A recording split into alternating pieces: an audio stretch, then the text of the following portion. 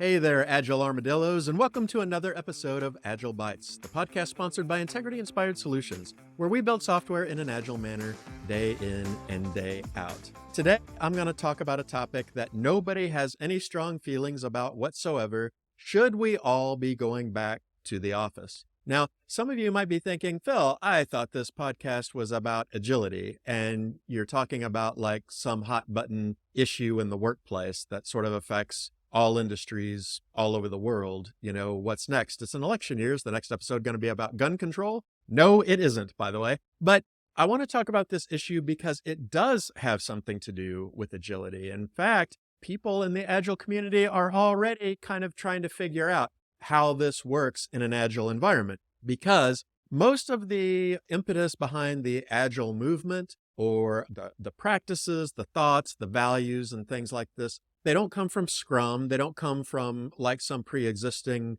framework or methodology or set of practices, but they come from the Agile Manifesto. And if you're interested in agility and you haven't read the Agile Manifesto, you should. It's a quick read because it's only a few lines long. And then it has some principles to kind of flesh it out a little bit. And it's one of those principles I'd like to talk about today. One of the principles of the Agile Manifesto says the most efficient and effective method of conveying information to and within a development team is face-to-face conversation. The most efficient and effective way of communicating information both to developers and within the team of developers is face-to-face communication, face-to-face conversation. And in order to really understand why that was articulated in the Agile Manifesto, you got to remember that, you know, the sort of Agile movement, people trying to do different things, the great experiments that like XP was doing and things like that,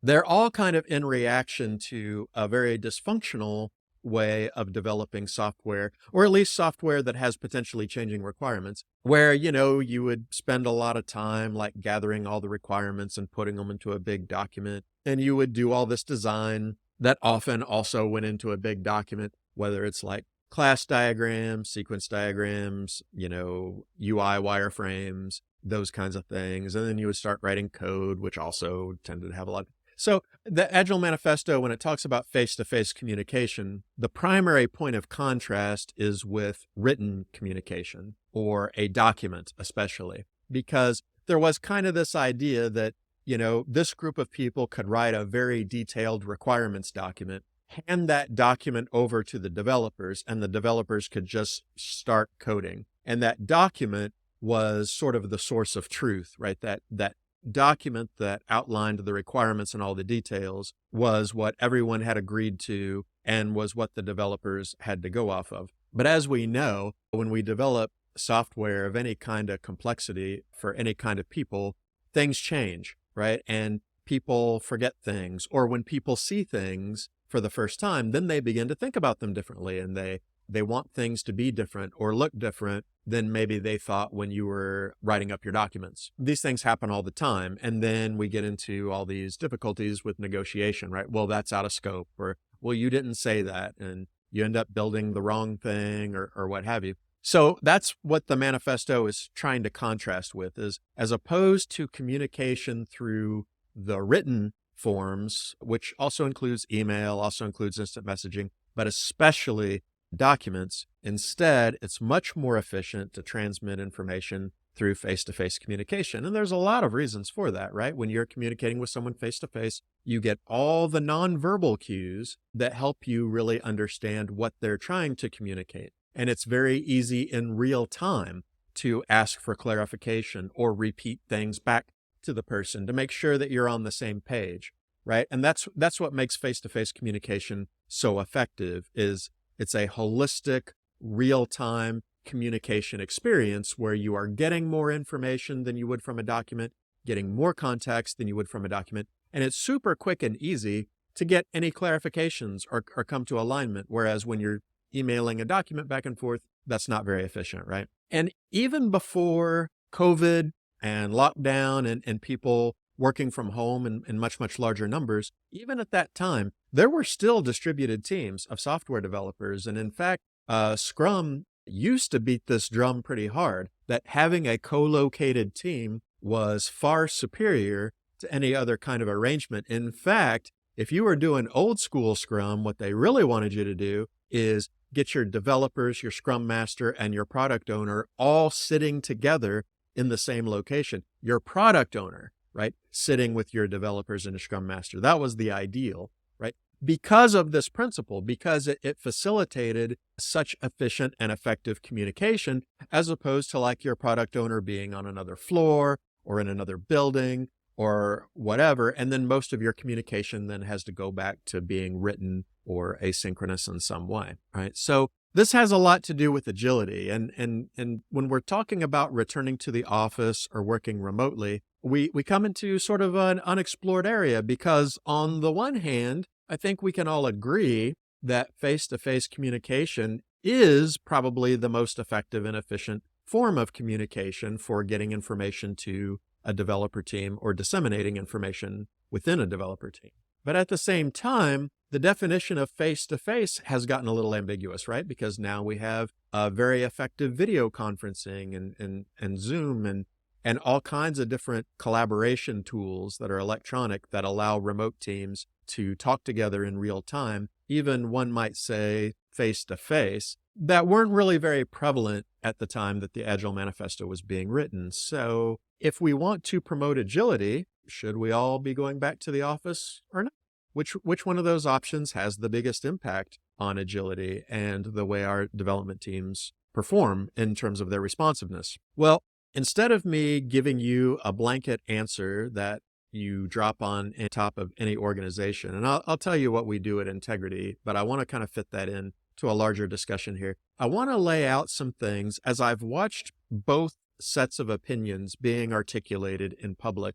There's some things about the discussion that has really bothered me and has maybe kind of kept us from being able to have a more reasoned and thoughtful approach to this question. And I want to talk about those things first, because the first thing that I think is important to having this discussion is everyone needs to be honest about their personal stake in the issue and be charitable about the personal motives of people who may have the opposite opinion or be doing the opposite thing, right? First of all, being honest about our personal stake in it. We all have preferences, right? If you are a software developer and you work from home and you like that better than the office, like you just personally prefer it, then of course, in this discussion, you are going to skew that way, right? In the arguments that you make and the things that you say. Maybe you're a manager and you feel like you don't have transparency into what your team is going through when your team is all remote. And it makes you kind of fearful, maybe even fearful for your own job. Be honest about that with yourself, right? You have a personal stake in this now, and you are going to argue that way. And arguments on the other side are not going to seem as viable to you because of the personal investment you have in those things, the emotional investment you have in those things. You know, many, many years ago, I lived in Nashville, and this was way before like any states or cities or whatever started to legalize marijuana here in the United States. But there was a group in Nashville that really wanted legalization of marijuana. And they had brochures and flyers and things like that that all outlined the reasons why we should legalize marijuana. And it would crack me up because these flyers had things on there like, well, you can make really great rope, right, out of hemp. And you can make really high quality paper. And, you know, we should have better quality paper and better quality rope. And I'm just like, you guys don't care about rope. You don't care about paper. You want marijuana to be legalized so you can smoke it. Just say that, you know, just be honest. You know, they're making all these arguments about rope. They're not fooling anybody, right? Like no one is upset about the dire state of rope in the United States of America, right? Or the rope industry. They wanted to be able to smoke marijuana. Just say that. Just be like, hey, it's good for all kinds of things. And it's also good as a recreational drug. And it doesn't hurt anybody. Alcohol is legal. You know, like talk about those kinds of things. That's really where your heart is, right? That's really where you care about. And you're not fooling anybody by bringing up all this other stuff. Well, I kind of feel like this happens with this issue a lot. There are people who all of a sudden have become champions for the environment or neurodiversity who said nothing about these things prior to COVID, but now that COVID has gotten to a manageable level and people are starting to come back into the office, all of a sudden now these people really care about neurodiversity or the effect the commute has on the environment. They weren't saying any of this stuff when they were in the office before, but now all of a sudden these causes are very important to them. And please don't hear me wrong. I think those are important causes. Neurodiversity and neurodivergence in the workplace is something that every organization needs to be talking about. And how can we harness the power of this? How can we make sure everyone feels cared for? How do we have a work environment that accommodates everybody and makes it easy to do their jobs? Everybody should be having those discussions. Or the environment. I mean, good night. That's a very important discussion, right? How do we rectify some of the things that may have happened to the planet due to just unchecked industrialization? Like, these are all important discussions to have. So don't get me wrong. I'm just saying, isn't it weird that all of a sudden people who were not beating those drums before are now champions for these things? When I think what's really at stake is they don't want to go back into the office, right? So just be honest. If you don't want to go back into the office because it's not your preference, just say that. I remember someone on LinkedIn, there was a discussion and someone said, I can't see any objectively good reason that you shouldn't come back into the office. And someone says, I don't want to. I really respected that, right?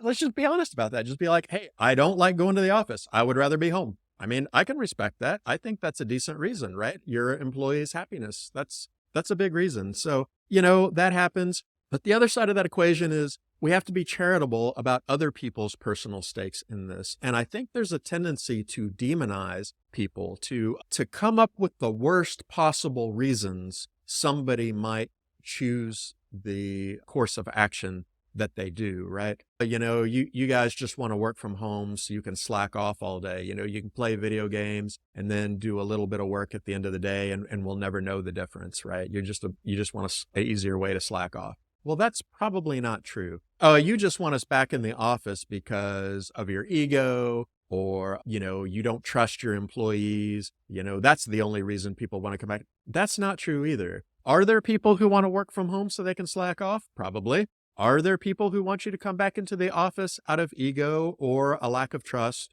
or wanting to control you? Probably. But to assume that those are the only reasons that people would want what they want or take the positions they have, that's not helpful. That doesn't advance the discussion forward. We need to assume that people have good reasons, even if we don't know what they are, and give them the opportunity to explain what those reasons are. That's really the only way we can have a balanced conversation about these things. The second thing I want to talk about is to be honest about your pre-COVID levels of collaboration. This is something that I see almost nobody talking about in this discussion, is what were your communication patterns like before this was even a thing? Because I will tell you that in a lot of in-office environments, you were already working remotely and sometimes asynchronously. By far and away, the most common setup for software development teams was and is every developer has their own thing to work on. They've got their own ticket or user story or whatever, and they're working on it from start to finish, inception to delivery by themselves. Now, that doesn't mean people didn't talk, right? You have meetings, you have questions, right? So you might ask another developer a question or ask them for help. But ultimately, at the end of the day, you had your own thing to work on. They had their work, you had your work, and that's the way most developer teams worked. And I would argue that if that's what your structure was like when you were in the office, then yeah, I mean, going remote is virtually no change at all, right? There's no reason really why a team that operates that way couldn't be remote, because you're already operating like a remote team. You just happen to sit together, right? Everyone still has their own personal work that they're doing, and they're not doing it with the rest of the team. So there's no reason why they need to sit with the rest of the team, right? If the only value of being with the team is you can get your questions answered sometimes and we can have meetings where we all talk, well, you can do that over Zoom, right? So was that what your team looked like? Because that will influence how you see this issue and the impact that issue will have on your team. Some teams, however, do not work that way. Some teams, all the developers are working on the same item, right? Either you're pairing or you are mobbing or each developer takes a little subtask, but it's still the same user story. It's still the same micro deliverable. So I might be doing the API endpoint. You might be doing the business layer, and we're talking about that and designing and negotiating the contracts together and things like that. A lot of teams have something like that. And in those cases, trying to do that remotely is more difficult. I'm not trying to say it's impossible, but it's certainly different than if we were sitting next to each other, right? And we could kind of look at each other's monitors real quick, or come over to each other's desks, or we're in the same room, all looking at the same monitor at the same time and talking amongst ourselves and drawing on whiteboards to solve problems and things like that. Yes, we have tools that can do all of those things, but they are not as efficient as if we're all sitting together. They're just not, right? Doesn't mean they're inefficient, right? Doesn't mean they're bad. It's not the same thing, right? And that way of working together is almost impossible to recreate asynchronously, right? Which is where a lot of teams are moving more toward asynchronous work. There's even books in the Agile community now about making your teams asynchronous first. It's almost impossible to truly develop software as a team asynchronously. Again, I'm not trying to say it can't be done, but I am saying it is not the same as when you are sitting together, right? If you have that high level of collaboration. So that's going to influence how you see this issue as well. At Integrity, we have our teams in the office most of the time, but their teams can decide days that they want to work remotely. But everyone on the team has to do it on the same day. And we've always had the policy since our inception that if someone needs to work from home, just do it, right? Or if a team wants to work out of the office, they can do that. They just need to be together, right? So if they want to go to the coffee house and work out of there, they want to go to someone's swimming pool and work over there, someone's hot tub, go for it, right? But the way we develop software is very much real-time team sport, everybody focused on the same deliverable, the same user story. And there's a tax when we try to distribute that remotely. So I'm not saying our way is right for every organization, but I'm just saying that's why we do it, right? As we are trying to cut down on that tax. So almost nobody is talking about this, though. Everyone is talking as if we all operate the same way and whether working from home is good or bad. And no one is saying, here's my team's normal collaboration patterns. And on that basis, it's better for us to do this, or it's better for us to do that. But that can have a big impact on what an organization decides to do. And the last thing I want to say about this is to be honest about the trade-offs. And I alluded to this in the last point.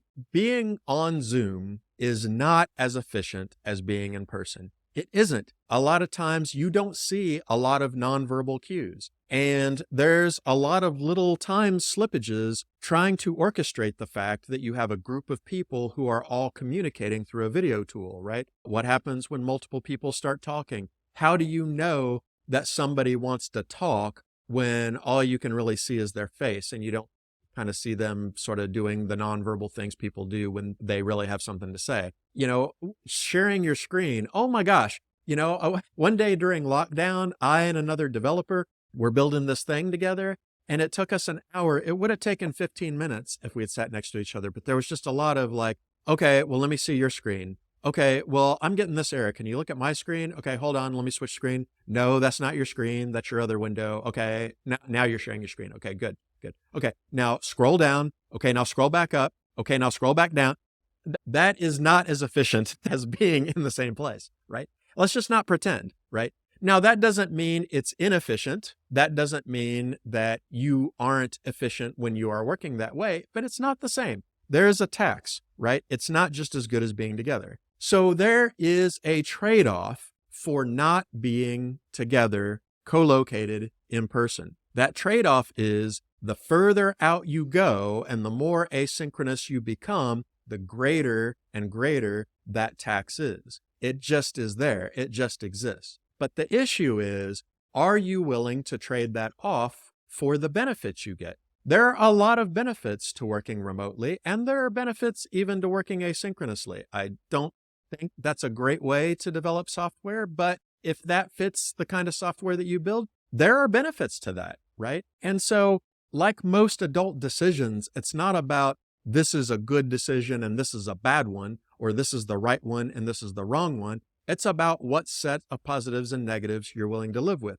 So you might say, hey, yeah, sometimes there's a little bit of time slippage here and there when we're sharing screens or getting everybody in the Zoom. And sometimes somebody might have to be a little more dramatic when they want to speak, right? Or we may have to govern the Zoom calls a little bit differently than we would if we were all kind of sitting in chairs around a table together. But we all get to work from home and we all love that. And there's a lot of work-life balance benefits that come from that. So that's fine. The trade-off is more than worth, right? The cost is more than worth what we get out of it. And I would say that should form the crux of the decision your organization makes about what they should do, because ultimately, just like anything else, that decision is heavily dependent on context. Think about the way you work, think about the trade-offs you're making with each of your different options, and just decide what the best combination is, what's the best set of trade-offs are for you and your team. And I can't tell you what that is, and neither can vocal people on LinkedIn. Only you will know that, and you are the only people you have to justify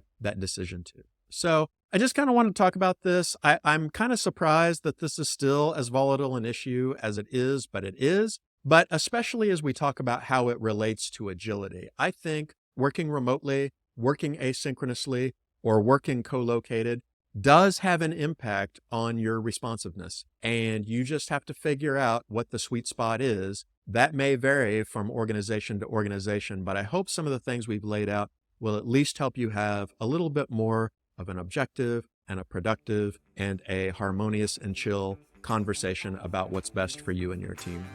Thanks everyone for listening to Agile Bites. Agile does sometimes bite, but we don't think it always has to. If you enjoyed what you heard today, don't forget to like and subscribe to this podcast on whatever platform you happen to be using. And if you can, leave us a comment, because we'd love to hear your feedback. What things would you like to hear about? What things did you hear that were valuable to you today? You can also head over to integrityinspired.com to sign up to our email list. But that's all for today, folks. We'll see you next time.